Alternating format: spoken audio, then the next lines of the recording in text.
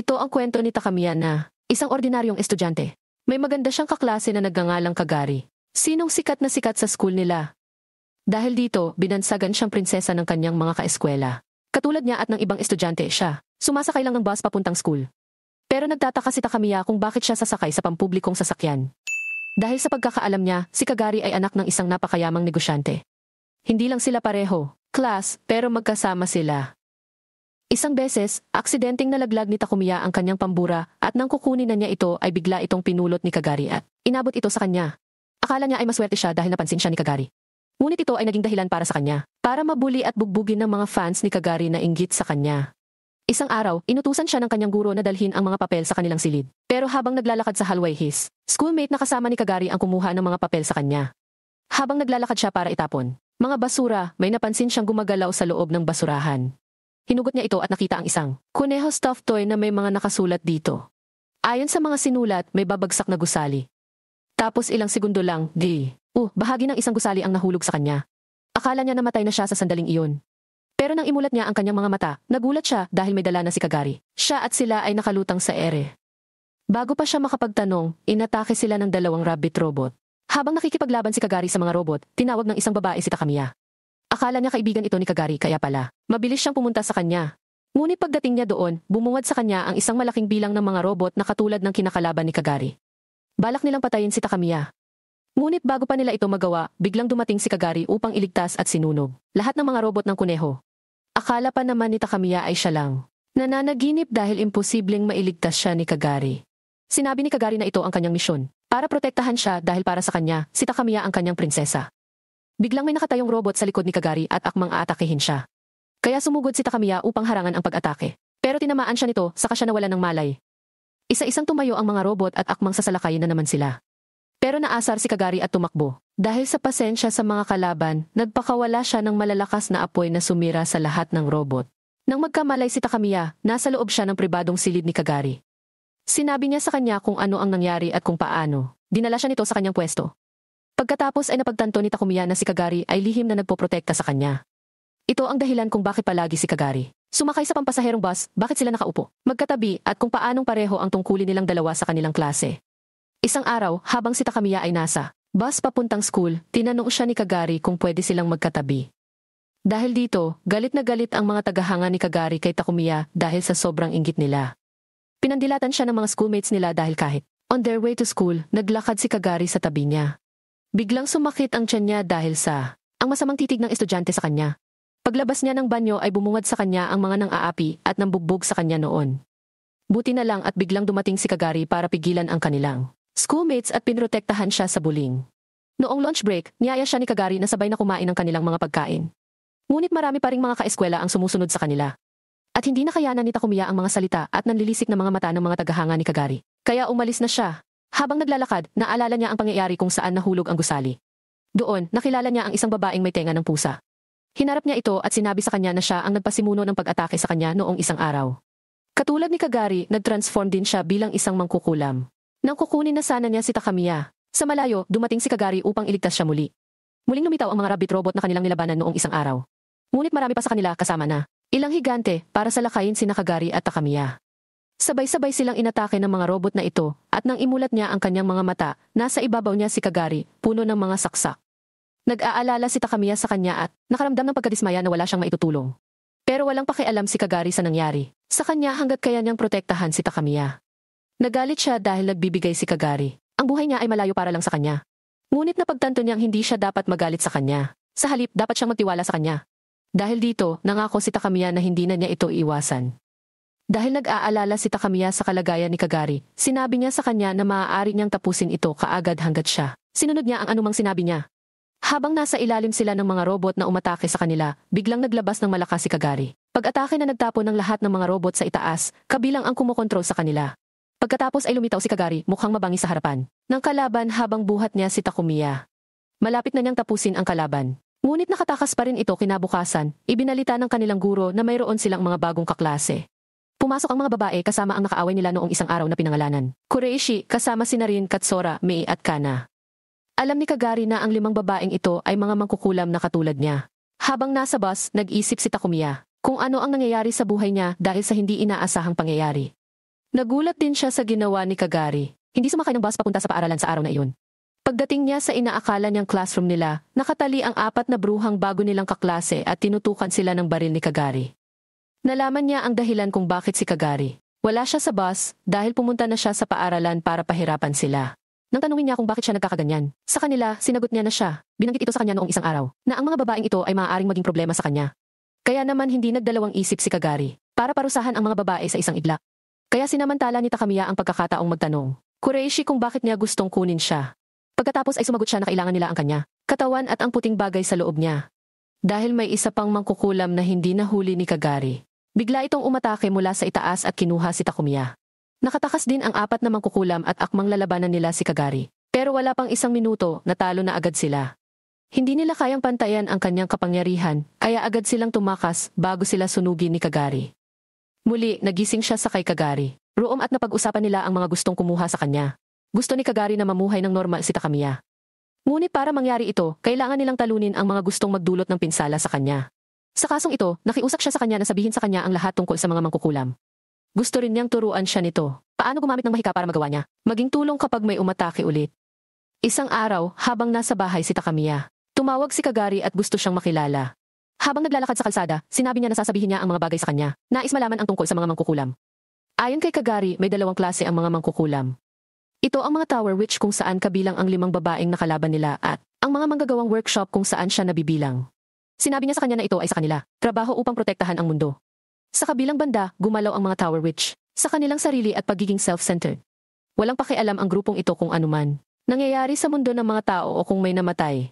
Habang nasa loob sila ng palengke sila, nakatagpo ng ilang Tower Witch. Siniguro ni Kagari na protektahan si Takamiya at ang batang babae. Tila mahina ang mga kalaban kumpara kay Kagari at madaling natalo kaya agad na umalis sa lugar. Nang pauwi na sila, tila naabala si Takamiya sa nangyari. Kaya nagpasya si Kagari na turuan siyang gumamit ng mahika. Sinabi niya sa kanya na sumama sa kanya. At nang makarating na sila sa tunay nilang destinasyon, nagtaka siya kung bakit sila nasa paaralan. Doon, nakilala niya ang ina ni Kagari at si Il. Mataas na opisyal ng paggawaan, mga mangkukulam. Noong araw ding iyon, 5 nilang kaklase. Susubukan ulit na talunin si Kagari. Hindi nila natutunan ang kanilang aralin at naging mabilis na natalo muli sa kanya. Habang nasa bus silang 2 at paalis na sana. Sa bahay, biglang lumitaw ang isang babae at isang humanoid crocodile. Nawala ang driver ng bus at unti-unting natabunan ng dilim ang bus. Tumayo ang babae at lumapit sa kanila. Ang babaeng ito ay miyembro din ng Tower Witch. Hindi makagalaw si Kagari dahil sa ano. Binatukan siya ng babae. Pumasok si Takamiya sa pagitan nila para protektahan si Kagari. Pero sinaksak siya ng babae. Napagtanto niya na ang lahat ay nagkakagulo. Ang kanyang katawan ay inilipat kay Kagari. Pero nangyayari lang ito sa tuwing magkasama silang 2. Nalaman din niya na ang dahilan kung bakit malakas si Kagari ay dahil sa kanya. Sa kanya galing ang kapangyarihan. Naging posible ito nang magkaroon sila ng kasunduan. At sa kadahilanang ito, pumayag si Kagari. Ang isakripisyo kahit ang sarili niyang buhay para lang protektahan siya. Ayon sa babaeng ito, kung gusto ni Takamiya na iligtas si Kagari, kailangan niyang bigyan siya ng higit na kapangyarihan. Pagkatapos ay nag-ikot ang babae. Tutol at lunukin niya ito para ilabas ang kanyang tunay na kapangyarihan. Nang sinubukan ng babae na gumawa ng Takamiya, lunukin ang bilog na bagay, sumabog ito. Ipinakita ni Kagari ang kanyang kapangyarihan noong bilang kanya. Nag-iba ang hitsura at biglang inatake ang babae. Nagtamo ng ilang pinsala ang babae mula sa pag-atake kaya nagpasya siyang umalis. Nang magising si Takamiya, nakita niya si Kagari na walang malay sa tabi niya. Kaya agad niya itong dinala sa ospital. Pag-uwi niya, may nakuha siyang parang candy sa kanya. Ibulsa at itinago sa drawer ng mesa. Ang araw ng totoong pagsasanay ni Takamiya sa matuto ng gumamit ng magic ay dumating na. Ang una niyang ginawa ay tumalon sa harap ni Kagari. Pagkatapos niyang tumalon, nagulat siya sa kung gaano siya kataas. Dahil daw sa balabal na suot nila. Pinagaan nito ang sinumang nagsuot nito at madaling makagalaw. Ang sumunod na itinuro sa kanya ay lumipad gamit ang walis na ikinamangha ni Takamiya. Pero kahit anong pilit niya, gawin ang parehong hindi niya ito mailabas. Kaya nagpasya si Kagari na kunin siya, ang bayahe para masanay siya, hanggang sa naging handa na siya, ipatawag ang sarili niyang walis. Sa kanilang pag-uwi, nakita nila ang isang babaeng tila binubuli ng 4 pang babae. Gustong tumulong ni Takamiya, ngunit ayaw ni Kagari. Dahil hindi sila dapat makialam sa mga problema ng tao, walang kinalaman iyon sa masasamang mangkukulam. Dahil sa kagustuhan ni Takamiya na tumulong sa mga babae, nailabas niya ang kanyang walis at sumakay dito para iligtas ang babae. Ngunit hindi niya ito makontrol, kaya crush niya ang grupo ng mga babae. Lumapit ang galit ng mga babae para balikan siya. Pero sila, nasa likod na nila si Kagari. Para maturuan ng leksyon ang mga babaeng ito, siya. Sabog silang lahat. Sinabi niya kay Takamiya na mag-ingat dahil Nalaman niya na ito ay isang bitag. Ang mga babaeng iyon ay mga kaaway na miyembro din ng Tower Witch. Sa isang restaurant, ang 5 Tower Witch, nagkita kami para pag-usapan kung paano nila matatalo si Kagari. Nakaisip sila ng paraan na imbes na awayin siya ng harapan, ay hihintayin na lang nilang mapag-isa si Takumiya. At sasamantalahin nila ang pagkakataong iyon para dukutin siya. Pero naisip nila na walang kwenta dahil silang dalawa ang laging magkasama. Pagkatapos ay dumating ang isa pang miyembro ng Tower Witch na minsan ay nakalaban ni Kagari sa boss. Nais niyang magtrabaho sa kanila. Talunin si Kagari at hulihin si Takamiya. Kinabukasan, nagsimula ang mga mangkukulam sa tore para umatake ulit at nahati sila sa 2 grupo. Ang isa sa kanila ay pumunta kay Takamiya at ang 3 pa ay lalaban kay Kagari. Nagplano ang babaeng katrabaho nila. Lahat ng gagawin nila. Nang siya ay nahuli at malapit na, para kunin, biglang dumating ang isang dambuhalang teddy bear. Agad nitong binuhat ang 2 robot na kuneho. Ito pala ay si Kazumi, ang nakababatang kapatid ni Takumiya. Laking gulat niya nang makita siya doon dahil hindi niya alam iyon. Ang kanyang kapatid na babae ay isa ring mangkukulam. Gumamit din ng robot ang kalaban para labanan ang teddy bear ng kapatid ni Takumiya. Kararating lang ng isa pang miyembro ng Tower Witch para tulungan ang kanyang mga kasama sa labanan. Kaya inilabas ni Kazumi ang tunay na anyo ng kanyang alaga. Lumaki pa ito hanggang sa 2. Nagmistulang langgam ang mga kalaban at tinapakan lang ito. Ang mga kalaban ay natalo at si Takumiya ay nagmadaling pumunta sa kanyang kapatid na babae upang humingi ng tulong sa kanya. Dahil nag-aalala siya at gusto niyang puntahan si Kagari. Pero to his surprise and relief, nakita ko siyang nakaupo sa kamay ng higanting teddy bear at nagbabasa ng libro na parang walang nangyari sa kanya. Hindi ipinakita ang laban ni Kagari at ng 3 miyembro ng Tower Witch. Ngunit tiyak na Tower Witch na pumili. Sa kanya sa isang away ay natalo lamang. Nalaman din ni Takumiya na may kasunduan ang kanyang kapatid na babae at si Kagari sa kung anong lugar. At araw na si Takumiya, dapat nasa kanilang pangangalaga. Dahil sa pangyayaring ito, nagpasya si Kagari na gusto niyang tumira sila ni Takamiya sa iisang bahay kaya ganoon. Kaya niyang protektahan siya 24 na oras sa isang araw. Isang araw, pumunta si Kagari sa bahay ni Takamiya para formal na ipaalam sa kanyang mga magulang ang tungkol sa kanya. Plano na manirahan kasama si Takamiya sa iisang bubong. Matapos marinig ang kanyang mga paliwanag, nagulat ang magkapatid nang agad na pumayag ang kanilang ina kay Kagari. Ngunit ipinaalam sa kanila ng kanilang ina na si Kagari. Si Takumiya ay kasintahan na ngayon. Napag-usapan ng kanilang ina ang mga panahong nag-aaral pa siya sa nanay ni Kagari. Dahil malapit silang magkaibigan. Nagkasundo silang dalawa na kapag nagkaroon na sila ng mga anak in the future, unarranged, ang kasal ay itinakda para sa kanilang dalawa. Hindi sumang-ayon dito si Kazumi, ngunit wala siyang magawa tungkol dito. Kaya kinuha ni Kagari si Takamiya at iniwan si Kazumi sa galit. Pagdating nila sa bahay ni Kagari, nakita ni Takamiya ang isang napakataas na gusali. Hindi siya makapaniwala sa mga bagay na ginawa niya. Nakita sa loob ng bahay, at nang makarating sila sa sahig sa kwarto ni Kagari, may naghihintay sa kanya. Nahuli siya ng mga ito at sinabi niya kay Takamiya na pumunta sa 12th floor at isara ang pinto ng elevator. Ang kanyang bisita ay pinangalan ng Medusa na noon. Miyembro din ako ng Tower Witch. Nakipag-away sa kanya si Kagari, ngunit napakalakas din niya kaya nagpupumilit si Kagari na talunin siya. Nag-alala si Takamiya at sinubukang kunin para tulungan si Kagari. Isinuot niya ang kanyang balabal para maghanda, ngunit nagliyab ang pinto ng elevator at biglang sumabog nang pumasok siya sa silid. Agad siyang lumapit kay Kagari pero tinakpan niya ito, ang kanyang mga mata upang protektahan siya mula sa panganib. Biglang sumipol ang isang kaalyado ni Medusa at si Kagari ay ginawang bato ni Medusa. Hindi alam ni Takumiya ang gagawin hanggang sa makita niya ang bilog na bagay sa sahig at naalala niya ang mangkukulam na nagsabi sa kanya na kaya nito ilabas ang kanyang tunay na kapangyarihan. Nag-alinlangan siyang gamitin ito, ngunit pumasok. Yung ganong sitwasyon, yun lang ang choice niya, kaya agad niya itong nilunok. Biglang may sumulpot na babaeng nakaputi at ito ay ang puting prinsesa na si Evermillion. Inutusan ni Medusa ang kanyang mga kaalyado na salakayin sila, ngunit lahat sila ay natalo ng puting prinsesa. Gumanti ng napakalakas na pag-atake si Evermillion. Tinalo niyan ang kalaban nila. Ang ina ni Kagari na nanonood sa tanawin at umiinom ng kanyang kape ay nagulat nang makitang nawasak ang kanyang bahay. Pagkatapos ng malakas na pag-atake na iyon. Habang tahimik silang tatlo, sa tuktok, sinabi ni Evermillion kay Takamiya ang solusyon upang ibalik ang katawan ni Kagari sa buhay. At nag-atubiling gawin ito. Ipinaalam din sa kanya ng puting prinsesa na ang dahilan ng pagkatalo ni Kagari sa labanan ay dahil kulang ang tiwala niya rito. Nang magising si Medusa, nawala rin si Evermillion. Kasabay nito, walang choice si Takamiya kundi sundan si Evermillion at agad na hinalikan ang pisngi ni Kagari. Ang 5 kampo ni Medusa na natalo noon ay sumugod sa pag-atake, ngunit binigyan sila ni Kagari ng leksyon at ang mga mangkukulam sa tor muli ay binugbog. Pagkatapos ay muli silang nag-away ni Medusa at sa pagkakataong ito, nagawa niyang talunin sa kanya dahil buo ang tiwala ni Takamiya sa kanya. Nang magising si Takamiya, nasa nurse office siya, binabantayan ni Kagari. Tumayo si Takamiya at mabilis na tinanong si Kagari kung okay lang siya. Maluha-luha niyang sinabi sa kanya kung gaano siya nag-aalala at naisip niyang panaginip lang ang nangyari. siya nang makita si Medusa at ang 5 Tower Witch na laging binubugbog ni Kagari sa likod ng kurtina. Kaya hinalikan ni Kagari si Takamiya. Namula ang mukha nito at sinabi sa kanya na ginawa niya iyon dahil hinalikan siya nito kanina. Samantala, may tumawag kay Kazumi at nagsabing magkakaroon ng pagtitipon ng lahat ng workshop na mangkukulam sa pangangalaga ni Kazani. Inutusan silang hanapin ang mga Tower Witch na nagdulot ng kaguluhan sa bahay ni Kagari kamakailan. Hindi nila nakita si Medusa, ngunit nahuli si Kronori at ang iba pang mangkukulam sa tour na walang kamalayan sa pangyayari at dinala sa Kazani. Dahil nawasak ang bahay ni Kagari, bumalik sila sa bahay ni Takamiya at sinabi sa kanyang ina na pansamantalang titira si Kagari sa kanila. Kinabukasan, nagpulong ang mga miyembro ng Student Council at ang galit na Student Council President dahil wala silang mahanap na paraan para paghiwalain sina Kagari at Takamiya. Naroon din ang advisor ng Student Council na si Makagi at inutusan siya ng President ng Student Council na humanap ng paraan. Kung hindi ay paalisin nila siya. Pagpasok ng dalawa sa paaralan, tinawag sila ng kanilang guro na si Makagi. May sasabihin daw siya at dinala sila sa laboratory niya.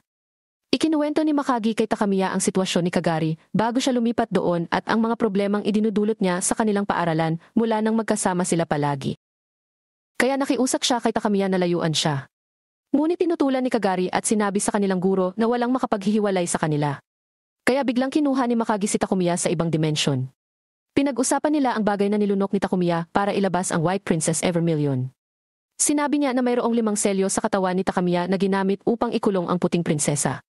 Pero nabasag na ang isa sa kanila nang lunukin niya ang bagay.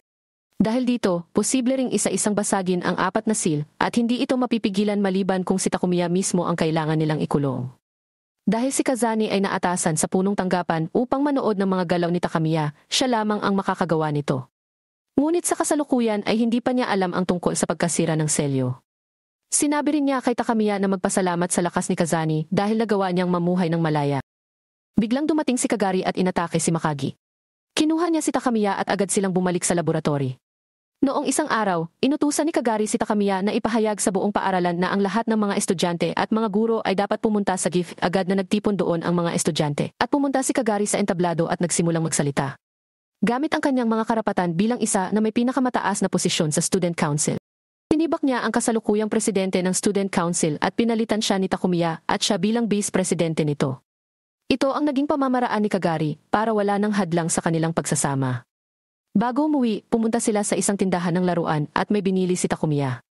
Nang magbabayad na si Takamiya, dinukot siya ni Kazumi habang inaatake si Kagari. Agad silang umalis, ngunit sinundan sila ng isang malaking dragon at sakay si Kagari. Inatake sila ni Kagari at nawalan ng kontrol si Kazumi hanggang sa bumagsak sila sa isang gusali at pareho silang nahulog. Agad silang niligtas ni Kagari at nahulog silang 3 sa gusaling pagmamay-ari ng mga workshop na mangkukulam. Samantala, ang 5 kampo ni Medusa ay nagbabalak na kunin si Takamiya, ngunit gising pa rin si Kagari. Matyaga silang naghintay hanggang umaga, ngunit hindi pa rin nila magawa ang kanilang plano dahil hindi nakatulog si Kagari hanggang sa sila mismo ay nakatulog.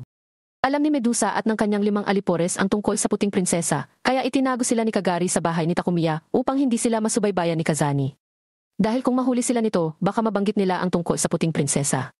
Pagpasok ni Takamiya sa banyo, aksidente niyang nakita si Medusa at ang iba pa na naliligo. Dahil sa kahihiyan, inatake nila siya. Ngunit naroon si Kazani at nakita niya ang mga mangkukulam sa tour. Matagal na niyang hinahanap ang mga ito. Sinubukan niyang salakayin ang mga mangkukulam sa tour, ngunit pinigilan siya ni Kagari na mahuli sila. Dumating si Medusa upang tulungan si Kagari at nang kagatin niya ito, nawalan ng malay si Takamiya. Napanaginipan niya ang mga pag-uusap ni Kagari at Medusa habang siya ay walang malay pagkatapos ng kanilang laban. Sa kanya nalaman ang kasunduan ng dalawa. Nang magkamalay si Takamiya, nakita niya ang pagbabago ni Kagari. Pagkatapos ng kanyang pagsasanib kay Medusa, nagsimula silang mag-away hanggang sa ginawa niyang bato si Kazani. Akala ni Kagari ay natalo niya ang kanyang ina, ngunit bigla niya itong hinawakan. Matapos ang epekto ng kapangyarihan ni Medusa ay agad na nawala sa kanya. Nang susuntukin na sana ni Kazani si Kagari, pinalipat sila ni Takamiya ng pwesto na nagresulta sa kanya upang matanggap ang suntok at muling nawalan ng malay. Nang siya ay magising, siya at si Kagari ay ikinulong at sinabi niya sa kanya ang parehong bagay na binanggit ng kanilang guro na si Makagi tungkol sa 5 mga seal sa kanyang katawan. Binalak niyang talunin ang kanyang ina dahil kapag natalo siya nito, tiyak na magiging kakampi nila ito sa kabilang banda. Babalik na sana si Kazani bitbit si Medusa para pahirapan siya. Ngunit biglang dumating ang 2 workshop na mangkukulam at puwersahang kinuha si Medusa. Dahil dito, hindi pa rin niya alam ang tungkol sa pagkasira ng selyo sa katawan ni Takamiya. Habang sina Takamiya at Kagari ay nakalabas sa kulungan. Pagkatapos, dahil sa pagkadismaya ni Kazani, pinauwi niya sila. Sa school, habang pababa sila ng hagdan ay may narinig silang ingay kaya dali-dali silang pumunta dito. Pagdating nila sa lugar, nakita nila ang isang grupo ng mga tao na nakasuot ng costume na hayop na nagdudulot ng gulo. Hinabol sila ng mga taong ito nang madapa si Tuoko, kaya bumalik si Takumiya para tulungan siya. Nilapitan siya ng pinuno ng grupong ito na si Rinin at binigyan siya ng sulat na nagsasabing mag-gym. Binanggit ni Tuoko kay Takamiya na nakita niya ang dating student council president na nag-uulat kay Rinin tungkol sa kanyang problema. At maaaring ito ang dahilan ng kaguluhang dulot ng grupong ito.